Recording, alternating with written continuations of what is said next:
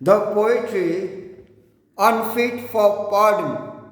It was written by me on 15th February 2024.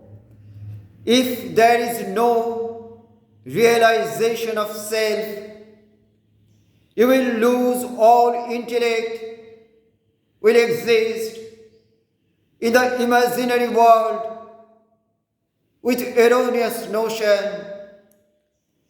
That day will come when this world will not talk with you.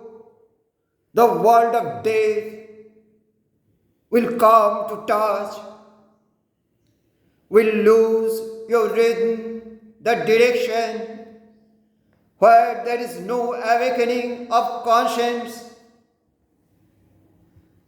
where there is only walking in the path of falsehood.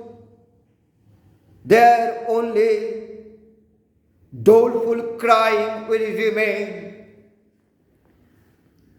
One by one, all doors will become closed in front of him. The person who fails to express himself is always busy to build the heaven with lie. He will remain sad, with mortification of defeat always. The improvident person does not get relief. He will be destitute someday. His heart will become bewildered. The God does not pardon him.